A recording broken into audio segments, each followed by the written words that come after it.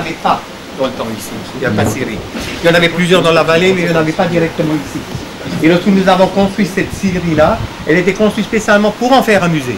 Donc elle a été aménagée spécialement pour faire un musée, vous le verrez tout à l'heure à l'intérieur, ce qui n'était pas le cas avec ce moulin-là qu'on a visité. Donc ça c'était spécialement pour ça. Et là ici on essaie tout juste de vous montrer, puisqu'on démarre la visite ici, où est-ce que vous vous trouvez. Alors tout ce placard-là, on appelle ça le pays du beach, ou le beach Shalom. Pour la simple raison, c'est-à-dire qu'au milieu il y a la ville de Beach. Donc il se compare à Beach Shalom. Oui, j'en suis fier. Bien. Et comme vous pouvez le constater, là, ici, c'est beaucoup plus vert que cette partie-là. Alors, on appelle cette région-là le pays couvert. Pourquoi? Parce qu'il y a beaucoup de forêts. Et là, c'est plutôt le pays ouvert, parce qu'il y a beaucoup plus de pâturage et beaucoup plus de culture. Donc, il faut qu'on puisse imaginer que les scieries en grande quantité, elles étaient quand même beaucoup plus par ici que par là. Il y en avait également, pourquoi? Parce qu'il y avait des cours d'eau. Donc, mais les scieries, principalement, elles étaient par ici. Voilà, maintenant si vous voulez bien, on va passer de l'autre côté et on va voir les différentes essences d'arbres qui poussent dans ces forêts.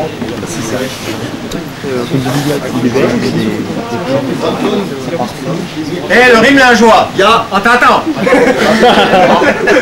Là, tu commences par te faire remarquer comme ton mère, hein, viens là.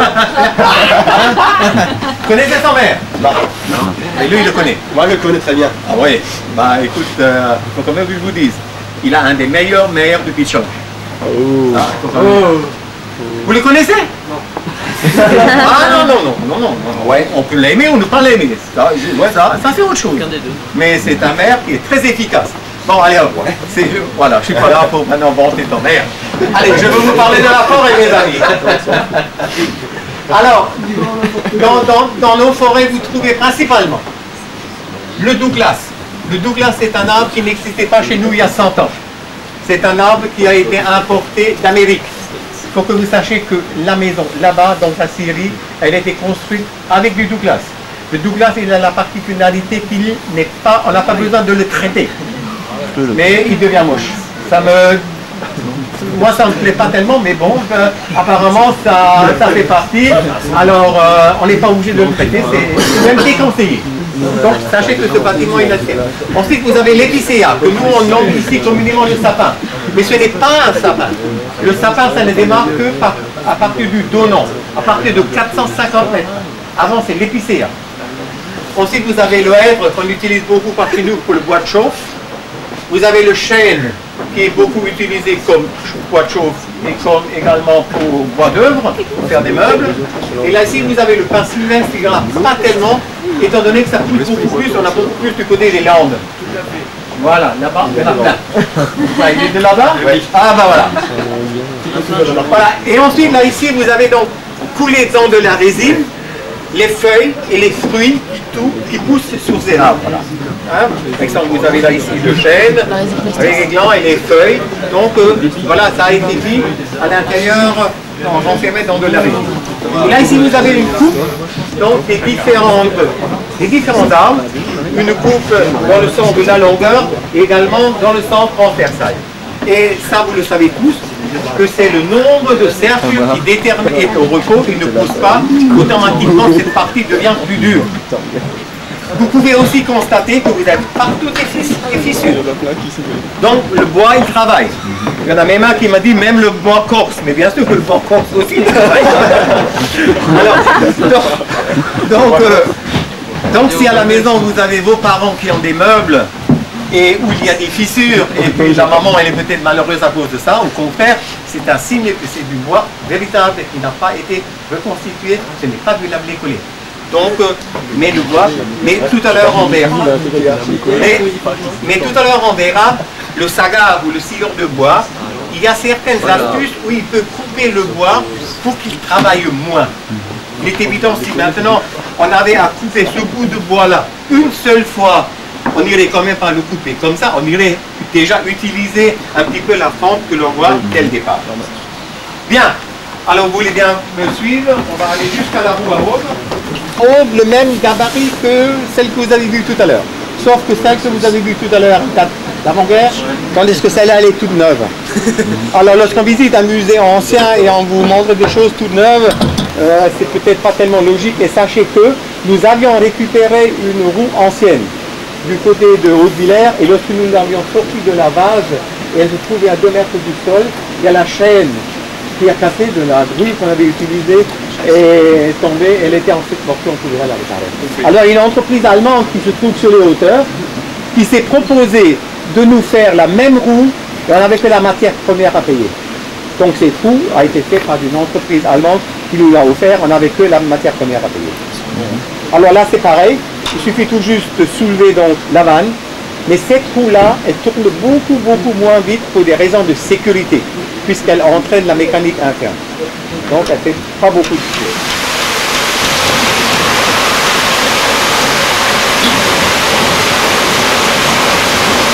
Alors ce qu'on est obligé de changer, bon là ici on n'a pas encore changé parce que ça ne fait que 3 ans les pales.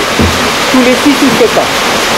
Si maintenant la roue elle tournerait tout le temps, on pourrait la garder pendant beaucoup plus longtemps.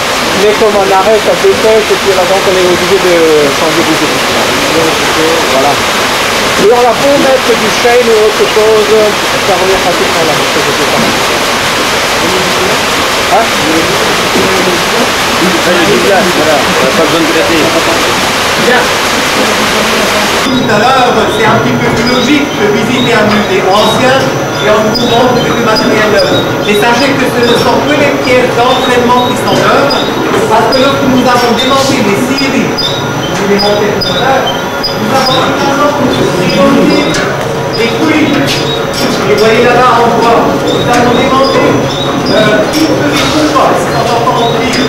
Et lorsque nous avons pu les remonter, il y a un service de sécurité qui est passé, et nous a interdit de monter tout ça pour des raisons de sécurité lorsqu'il y a des visiteurs. Et comme ça devait être accusé, on a tout monté sur le côté et on a dû commander pour ce matériel-là. Et comme vous voyez là ici, maintenant ici, toute la mécanique elle tourne, tout tourne. Les barils sont en haut, lorsqu'on arrive en haut, rien ne bouge. La couteau, c'est la scie qui a travaillé encore jusqu'il y a 40 ans. Les autres, c'est beaucoup plus longtemps qu'on les avait mis à la retraite. C'est une multilame. Donc vous voyez là-bas, on ne les fait pas fonctionner devant le public ou pas parce que c'est très dangereux. De toute façon, il y en a une là-bas qu'on peut vous faire fonctionner, les deux sont déjà en réparation pour la saison prochaine. Donc vous avez le tronc qui est posé là-dessus. Sur des rails, il va passer à travers la machine, et de l'autre côté, il va tout de suite sortir, couper en autant de lamelles qu'on aura mis de scie. On peut mettre jusqu'à 13 scies là-dedans. Et puis, l'épaisseur, eh ben, ma foi, c'est tel qu'on mettra les lames là-dedans. Il est évident que ce n'est pas l'idéal de mettre un tronc comme celui-là, qui est plein de neuf.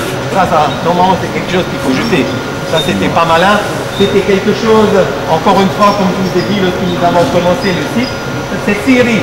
Le moulin à faire de la farine, ça fait 20 ans qu'il fonctionne comme musée, tandis que là, ça fait 2 ans. Et alors, on nous a ramené des trucs comme ça, comme on n'y connaissait pas grand-chose, on a coupé n'importe quoi. Au départ, on avait que de la casse. Que de la casse.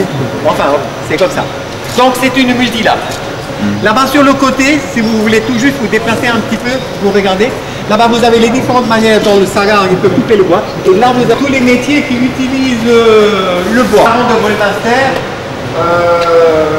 dont le fils nous a offert l'ensemble de l'atelier. Puisque le père, il a fait son brevet de maîtrise en 1925. Il n'y en avait pas beaucoup qui étaient nés parmi vous. Bien. Alors là, ici, vous avez donc l'atelier du Gérard. Donc là, ici, vous avez les modèles. Donc ça me dit, alors sachez que le travail le plus dur du chaland, c'était pour faire les roues. C'est tout là. C'est difficile à faire. Et les petits roues que vous avez là-bas, les demi-lunes, ce sont ces parties-là. Vous voyez?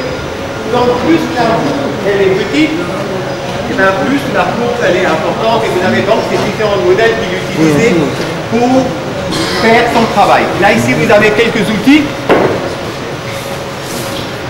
Ça c'est quoi? Et ça c'est quoi? Hein? C'est pas possible. Il y a quand même une différence entre les deux.